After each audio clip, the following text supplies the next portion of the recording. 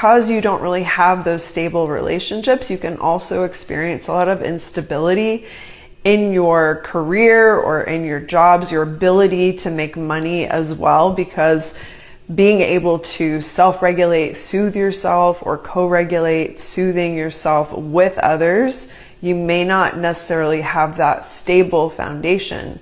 And so what it means is you're going to have to be a lot more resourceful when looking for things to help you, because you're still trying to get that stable foundation, which you did not necessarily get growing up. And that's a whole thing.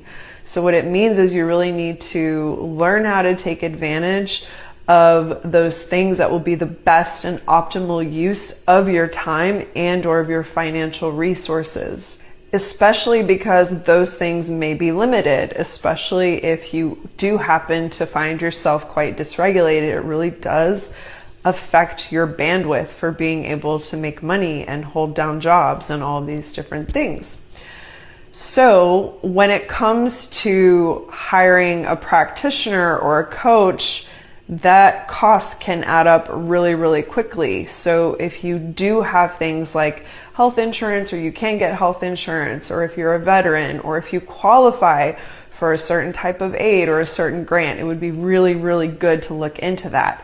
And if you 100% know that you don't qualify for any of those things, there are free organizations such as CODA, Codependence Anonymous, or SLAW. I personally think they should call it SLAY, but it's Sex and Love Addicts Anonymous, or depending on what some of those traumas are that you're healing, you could also attend Al-Anon, or if you do struggle with addiction, you can also look for NA, which is Narcotics Anonymous, or AA, Alcoholics Anonymous. Now, here's the thing.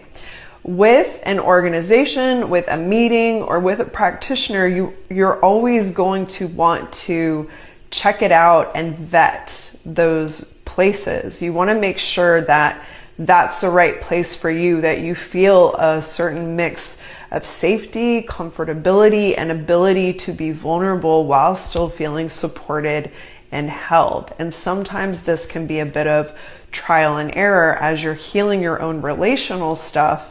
These things can be in your blind spot, and you might go to a meeting or you might have sessions with a practitioner and then realize, I actually don't feel super safe with this person, or I actually don't like the way that this dynamic or interaction. And it's really important for you to try to discern what that is, because based on attachment styles, usually if we get triggered, we're either pushing away or trying to pull people closer to us. So it would depend. Is it a wound, or is it something not feeling quite right? And so that's something you have to figure out.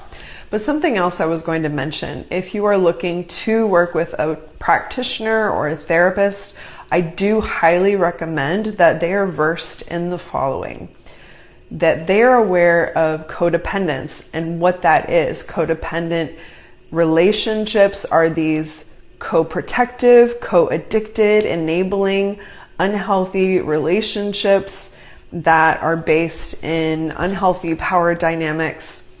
Also, trauma-informed. I do think one of the most important things is that they are trauma-informed, meaning they really understand the nervous system. They understand how trauma impacts the body and all the different systems. It's helpful if they have an understanding of polyvagal theory and attachment theory and somatic experiencing and the drama triangle, victim triangle. It can be really helpful for them to know all these different things, because that means they'll know how to work with you and interact with you, and they'll understand what dynamics are healthy, what dynamics are not healthy, and how you can actually start to move through and process your emotions. So those are my recommendations for you.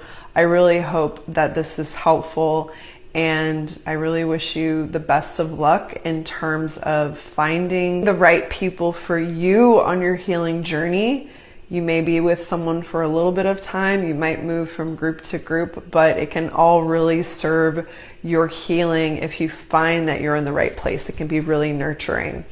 So my question for you is there anything that you would add to this list or anything that you would take away? I do think it's really important to kind of date your practitioners, or sort of act like you're dating or vetting these groups, because it's really important that you feel safe and that you feel comfortable enough to grow and share. So there's no need to commit completely, but consistency, repetition, and a proven process can really go a long way.